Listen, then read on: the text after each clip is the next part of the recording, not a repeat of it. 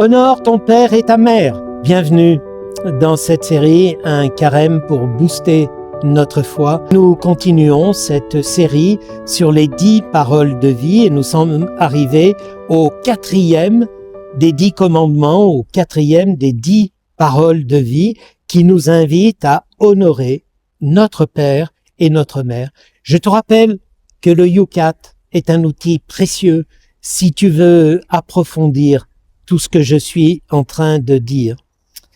Le commandement est très bien formulé, parce qu'il n'est pas dit « tu aimeras ton père et ta mère », parce que il y a des personnes qui ne peuvent pas aimer leur père ou leur mère, parce qu'ils ont eu un père, une mère qui était totalement dysfonctionnelle, qui non seulement ne les a pas aimés, mais qui en plus a pu les violenter, et il peut y avoir des histoires sordides dans les familles.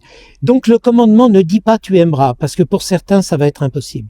Mais le commandement dit tu honoreras ton père et ta mère. C'est-à-dire que tu vas les respecter et pour une part les remercier parce que ce sont eux qui t'ont transmis la vie. C'est pas eux qui t'ont donné la vie, ils t'ont transmis la vie que eux-mêmes avaient reçue.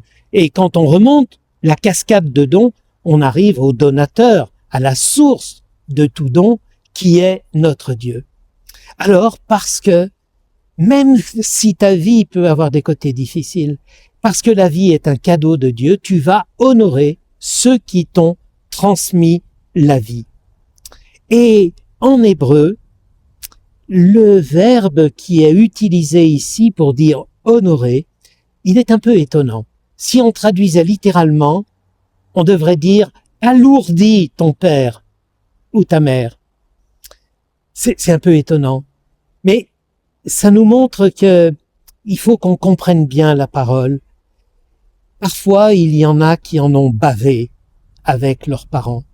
Et quand leurs parents vieillissent, ils se disent « bon allez, on oublie tout et je prends sur moi tout le mal qu'ils m'ont fait ». Oui, mais en prenant le mal sur moi, je risque d'être écrasé et eux, je ne vais pas les alléger. D'ailleurs, on voit en fin de vie des personnes qui n'arrivent pas à mourir parce qu'elles ont tellement de choses à se reprocher que tant qu'elles n'auront pas fait la clarté dans leur vie, elles ne pourront pas se laisser aller entre les mains de Dieu. Et souvent, il est nécessaire que les enfants puissent venir et ouvrent leur cœur pour que le parent dysfonctionnel puisse demander pardon à l'enfant qui l'a blessé. Donc il ne s'agit pas de vouloir alléger en prenant sur nous. Parce que toi, tu t'écrases, tu alourdis ta vie et tu n'allèges pas celle de tes parents. Alourdis ton père et ta mère, c'est-à-dire il faut que tu les aides à porter le poids de leurs responsabilités. Et dans les derniers jours, manifeste-leur ta présence pour que s'ils ont à te demander pardon, par ton attitude bienveillante, ils puissent comprendre qu'ils peuvent le faire. Voilà, je te souhaite une belle 5e journée de carême en repensant à ce cadeau de la vie qui t'a été transmis et en voyant par quelles attitudes concrètes ça passe pour toi.